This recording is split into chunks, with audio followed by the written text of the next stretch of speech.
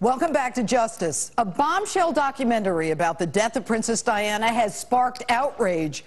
Premiering at Cannes, Unlawful Killing sets out to prove that the death of the Princess of Wales may not have been an accident. In 1993, she wrote a note saying her husband was trying to kill her, planning an accident in her car, brake failure. And then, 4 years later, that woman, Princess Diana, was killed in a car crash. But some think it was no accident. She was a kindergarten teacher, pulled into the spotlight when Prince Charles chose her to be his princess.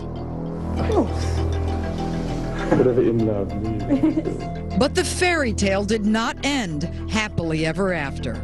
Their marriage, tumultuous. In 1993, they divorced. I will be reducing the extent of the public life I've led so far.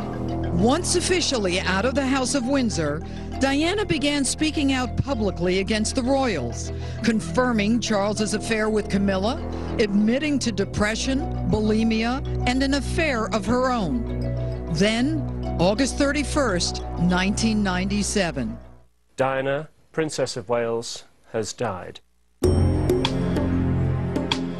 Diana's black Mercedes-Benz slams into the 13th pillar of a Paris tunnel, killing her boyfriend Dodi Al-Fayed and driver Henri Paul instantly. Bodyguard Trevor Rees-Jones is the only survivor. Subsequent investigations by both French and British authorities concluded the same. The driver, Henri Paul, was drunk and driving too fast. Conspiracy theories sprang up immediately. Was it an accident or an assassination? Now a new documentary is asking that very question. Premiering in Cannes last night, Unlawful Killing alleges evidence of foul play and a cover-up by the British establishment. Some witnesses report a loud bang and a flash of light just before the accident. Why was no autopsy done? And the note Diana wrote 4 years before her death, saying her husband was trying to kill her, planning an accident in her car.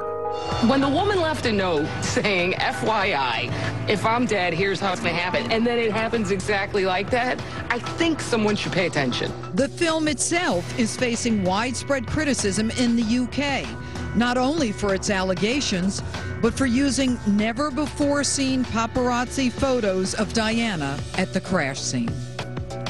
We're joined by the author of The Murder of Princess Diana, Noel Botham, the former butler to Princess Diana, Paul Burrell, and Jeffrey Steinberg, senior editor of Executive Intelligence Review. He's investigated the death of Diana for years. Now, Noel, I'm going to start with you. You wrote a book, The Murder of the Princess. Why do you think she was murdered? Well, to begin with, Judge, I didn't. When I started the book, I thought it was an accident. And it's the little things that made me believe that this was not a simple accident. The fact that, by some sheer coincidence, every single CCTV camera on that route, all the way from the Ritz Hotel to the Alma Tunnel, was not working that night. Why was it given to the criminal brigade to investigate and not the traffic police?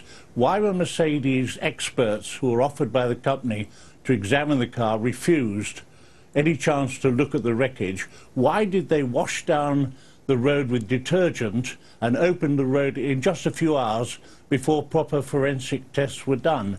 And why did they put out the fact that this driver was drunk before they had the results of his blood test? Well, and that blood test, Judge, was impossible to be Henri Paul's, because what they didn't tell people at the time when they put the results out was that the blood also had 20.7% carbon monoxide in it. That only came out 6 months later, when a solicitor acting for his relatives got a hold of a copy of the report. Now, if you had that much carbon monoxide in your body, you'd be falling about, you'd be vomiting, and you would certainly be unable to drive a car. Noel, where do you think the carbon monoxide came from?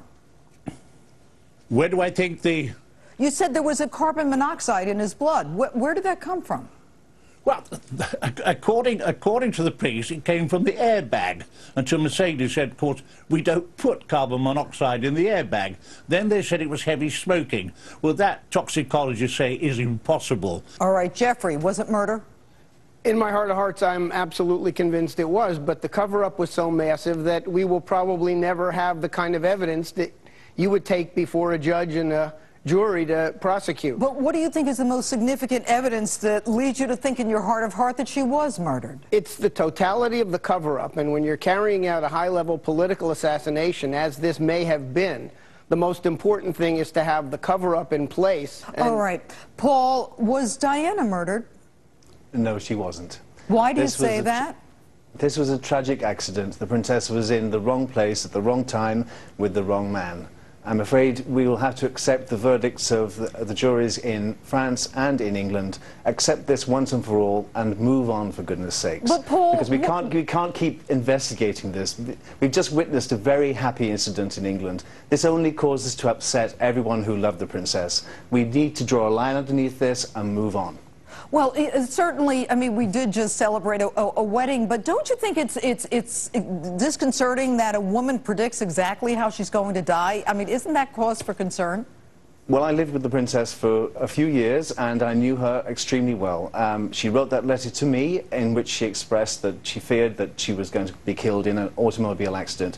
Yes, the princess felt she was being watched. She felt she was being monitored. I gave this evidence in the court of law in England. But, you know, she lived in a very fragile world, in a very peculiar world, which people don't quite understand. And maybe she was being watched, but I cannot believe for the life of me that anyone would want to kill the mother of the future King of England and kill such a beautiful person as Princess Diana. All right, Jeffrey, Noel, and Paul, please stay with us.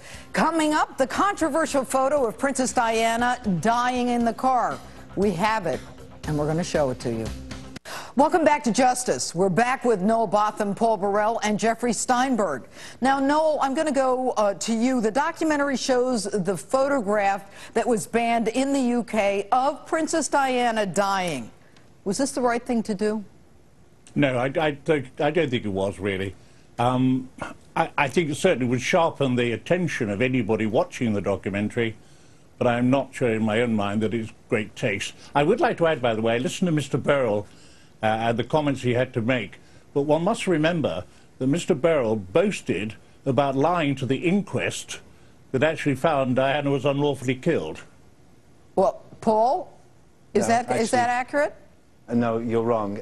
Every question which I was asked in a court of law in England, I answered truthfully. All right, well, let me move on. Jeffrey, I just want to ask you, should the photographs have been shown in the documentary? I don't think so. I think it was a bit over the top, frankly, but I think those photographs represent important criminal evidence against the paparazzi because... Well, how significant, what's the value of them to the investigation? Well, it shows the fact, first of all, there were reports from passersby that the paparazzi were hoarding all over the car, grabbing photographs while Princess Diana was still alive. And in fact, it was a violation of the French Good Samaritan law to be on the scene and interfere with an attempt to rescue somebody who was potentially savable at that point. And Paul, I mean, isn't it significant that the paparazzi was there almost immediately at the time, that within seconds, within the time of her dying? Isn't that indicative of some kind of, you know, of what's going on in terms of the accident? Well, I think the princess being with her, I saw the paparazzi follow her and hound her constantly, and it's no surprise to me that so they you were don't the think first that's on the unusual? All right. I don't know. Okay, and Jeff, why wasn't there an autopsy done on the princess?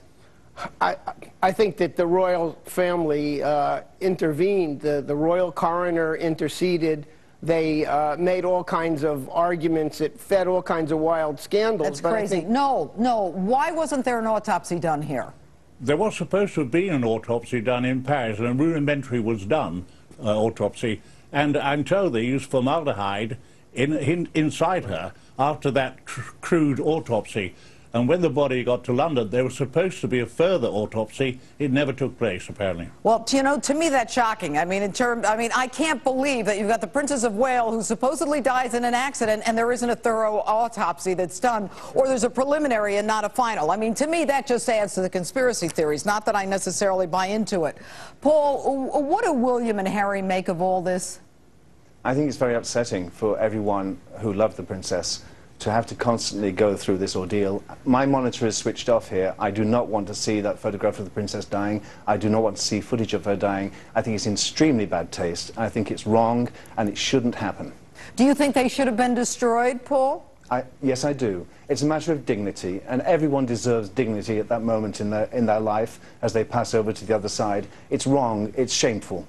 But you know what, Paul? The truth is that crime victims across the world end up having their photographs, their autopsy photographs. I mean, you know, they're around forever in property clerks' offices. Why would she be different? Because she's a princess? No, but do you not think that everyone deserves dignity? Of course I do, death? but what I'm saying is when there's a question as to the cause of death, you don't have a problem with the photographs being taken, and photographs even of an autopsy of a princess would be allowed if there's a question as to death. Here we are, 1997 to 2011, we're still talking about was she killed or not. But it's a matter of taste and dignity. I mean, I just don't think that this is appropriate for anyone to see. Okay. All right, gentlemen, thank you very much for a spirited discussion. Noel, Jeffrey, and Paul. Goodbye, Judge.